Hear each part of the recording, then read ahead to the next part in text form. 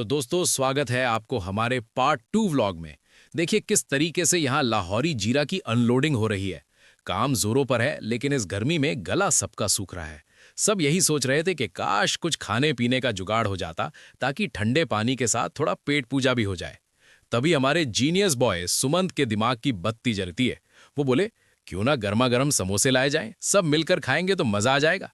फिर क्या था, बात दिल को लग गई। ये देखिए सुमंत बाबू ने अपनी बाइक निकाल ली है।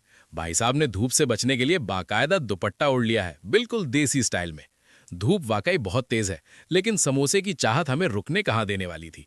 तो चलिए हमारे साथ समोसे के सफर पर। और ये देखिए हम पहुंच गए हैं गणपति स्वीट्स। खुशबू तो दूर से ही आ रही थी।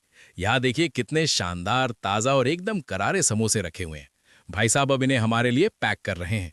वैसे पास में ही देखिए गणपति बप्पा का मंदिर भी है। तो बस बप्पा का आशीर्वाद लिया और समोसे लेकर हम वापस रूम की तरफ निकल पड़े। अभी हम रूम की तरफ जा ही रहे थे कि रास्ते में वही जाने पहचाने अंकल मिल गए जिन्होंने पिछले दिनों हमें सत्तू पिलाया था। सुमन जी का मन तो आप जानते ही हैं, बड़ा चंचल है।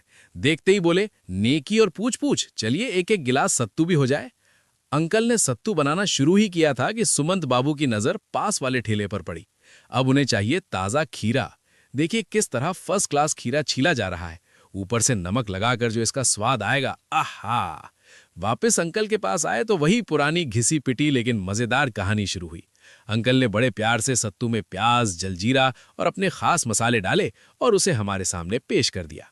और ये देखिए सुमंत जी अपने पुराने चिर परिचित अंदाज में सत्तू का आनंद ले रहे हैं। गर्मी में सत्तू और खीरा, सुकून मिल गया बॉस। अगर आपको हमारा ये छोटा सा सफर अच्छा लगा हो तो इसे शेयर जरूर कीजिए।